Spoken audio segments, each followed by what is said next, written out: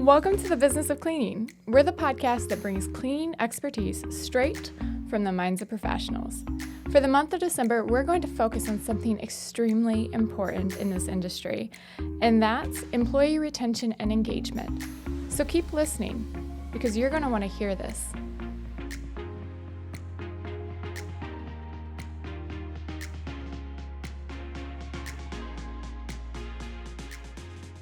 Hello, everyone, and welcome to the Business of Cleaning. This is our mini season for the Business of Cleaning, and we're wrapping it up this last week in December with an episode about leadership. So invest time and training in your leadership to build strong teams. Of course, think of a waterfall, or think about any sort of water. It generally drifts downhill, so what you do up here will work down. And I know in my last episode, I talked about not just training leadership, but the flip side is you could do the wrong thing and not focus on your leadership. You could focus only on your frontline workers and neglect the communication that stands in between. And that's just as bad. Part of raising engagement and improving retention is making sure that you're paying attention to all of the aspects that affect it, just like you would in any other part of your business. And part of that is leadership. You can't do an episode or a mini season on employee retention and engagement without addressing sometimes the biggest kicker for all of us. And in fact, I want you to think real quick, have you ever left a job or considered leaving your job because of your leader? I know I have, and I'm sure many of us have. So keep that in mind as we go forward. That's what you could be doing within your own business without realizing it. Bad leadership does lead to decreased retention within employees. Start by focusing on identifying pivotal leaders in your business. They may be in leadership positions, and they may not be. Some of our best leaders are frontline workers who lead by example, who do a great job, and are highly motivational to their teammates. Doesn't mean they always want to be in a leadership position, but being aware of these people, encouraging these people, and rewarding them for their hard work is hugely important. What this also means is if you have pivotal leaders in leadership positions and pivotal leaders that aren't, and then you have some people in leadership positions who are just sort of taking up space, you're going to want to make changes in your company. Obviously, you don't want somebody who's bringing down the team. This is a really good chance to assess morale and really see where your engagement is really, really at. It could be extremely low for one team and extremely great for another. Think about why that is. What makes one leader better than another? One of the things that you should do when assessing this is assess the things that good leaders have. And I've actually already put together a list to get you started as far as there's going to be trainable skills for leaders, things that you can develop, help along, and that aren't always going to be deal breakers, and there's going to be the untrainables. These tend to be a little bit fewer sometimes. I can list a lot of really great trainable qualities in leaders. Some of them just take a significant amount of time. But these untrainable things are the things that as a boss, you can't guarantee you can train in any person. And that if you could train them, they're going to take years and years and years. And ultimately, if the employee doesn't want to do it, it's not going to happen. So we'll start with the trainables. Good communication is vital. We mentioned that a couple times, especially I think back in episodes 1 and 2 of this mini season. But if a leader can't communicate, they just cut off your connection with your frontline workers on that team. That's bad. So make sure that the leader has good communication and is trained on good communication regularly. Define communication, in your teams, what's needed, and what can help it along. Define opportunities for good communication that aren't there yet. This also includes nonverbal communication. I want to mention that real quick because for some people, it's literally only about the words. It's only about the check-ins or the conversations that we have that are recorded. Then the non-recorded conversations too, of course, but also know that your supervisors, your managers, and any other leaders in your company, and even your employees should be good at this, understand nonverbal communications. What does body language say about what that person's feeling? Many people aren't comfortable expressing themselves to such a full extent. So if they're feeling uncomfortable, they're feeling isolated, a lot of times you're going to see that in their body language rather than in their words. And a leader has to be able to pull that out so that they can address it accordingly. If they can't, you're missing probably 60 or 70% of what's actually going on in your workplace. And I think there's actually a statistic that I don't have. The ability to listen and observe is great too. Communication's a two-way street, but one thing that kind of goes with the nonverbal aspect of it, or anything, is the ability to listen and observe. Part of being a leader isn't always talking.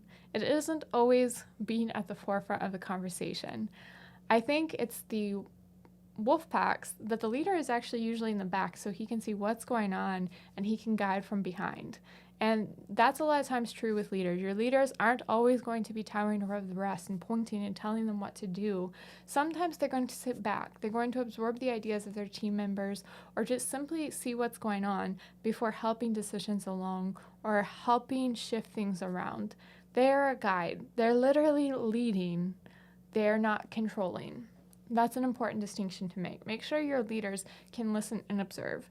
If it's all about their ideas, they've already closed out a lot of opportunity for you, and that's bad for business and bad for teams. Ability to work with diverse teams. This means diverse people from different backgrounds, different heritage, but also different skill sets. Anytime diversity comes up in the workplace, it means an increased understanding of what's going on. It's almost additional skill sets. So ability to work with diverse teams and diverse skill sets actually gives you the opportunity to have a diverse team and a diverse skill set, which means increased opportunity, increased ideas, and usually more open-mindedness, which, like we said, is part of the pivotal way to growth. So, ability to remain calm in the face of chaos. Yes, your supervisors are allowed to get stressed and panic and be human too, but when they sit down with their team, you don't want them to be panicking in a crazy situation. The last thing anybody needed back in March when everything happened is for those supervisors to tear their hair out in chaos and say, I quit, I'm not doing this is horrible, because that's going to make their team members' reaction 10 times worse. A team that panics together is a team that falls apart together. So ultimately, your team leaders have to be able to calm down, assess the situation, and respond accordingly, versus just panicking. They have to be calm even when inside they're not.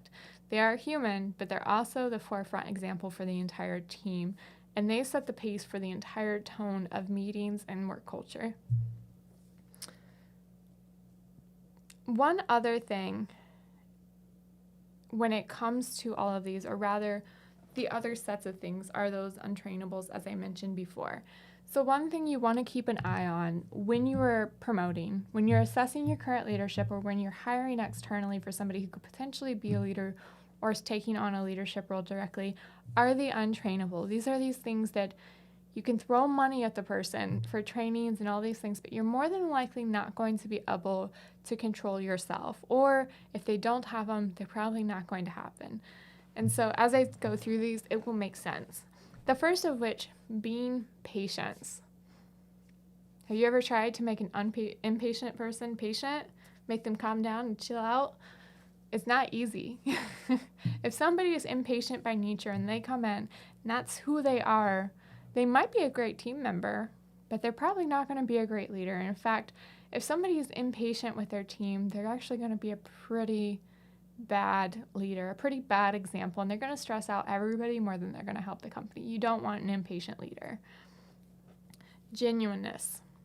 Now, this doesn't mean that they are just the epitome of happy and go lucky and stuff like this. Genuineness means that they're not coming at you with a fake persona. It doesn't mean that they're also coming in their pajamas and that's who they are in their life. It just means that you feel like you're talking to a person and not an actor when you come into a conversation with them. It gives a stronger connection, it makes people more comfortable, and it's more of that sense of things. So a great example of someone who maybe isn't genuine is that interviewee who comes in and they assess every question you give them, and they give you the answer you want for every single one of them. They make themselves the perfect candidate. nobody's the perfect candidate. Even when they're like the ideal candidate, nobody's perfect. So if somebody is giving you answers based on what they think you want to hear, they're not being genuine, and that's not a person that you want leading your teams. Passion and drive. I've mentioned this in other episodes, but if somebody doesn't have passion and drive coming into your team, yes, they could get it. Is that something you can train? No. It's also something that if they don't have it, it's going to drag you down your team. It's a little like morale dumper. Just if they don't have passion and drive, you probably don't want them on your team at all, but you especially don't want them in a leadership position. So keep an eye out for those kind of Debbie Downers out there. A motivator. So what I mean by a motivator is somebody who is able to move people with their speech. Somebody who, they might not be that big speaker who gets up and talks and, rallies an entire movement to the cause, but somebody who can connect, somebody who can actually drive action with their words. So this, in a leader, means actually getting your team to work harder, work smarter, and want to be there. And they can do that with their conversations and the way they treat people versus maybe motivating with money incentives all the time. I know a great leader isn't going to say, well, we need to give them gift cards so they work harder every time. Rewards are not the same, but do keep in mind you want somebody who can actually cause action through their words and how they lead. Teachability and ability to grow is the last thing I'm going to end on with these unteachables. This is a big thing. As I've mentioned with a lot of these unteachables, a lot of it boils down to actually being able to train people on things. And you can train the skill sets that we mentioned before, but if that person comes in and they're completely closed off to learning, they think they know best, it doesn't matter how great your training is. That person is never going to improve, and they're not going to make a good leader because they're going to probably instill the same attitude in their team members. And if somebody's not willing to grow because they think they're the best or they just don't want to, they're going to miss all the best opportunities, and your business isn't going to grow because now you're setting a foundation for complacency and despondency, and that's not something that you want. With that being said, you might have great leaders in your company already. Assess everyone who's an option. Really assess these unteachables and these teachable skill sets.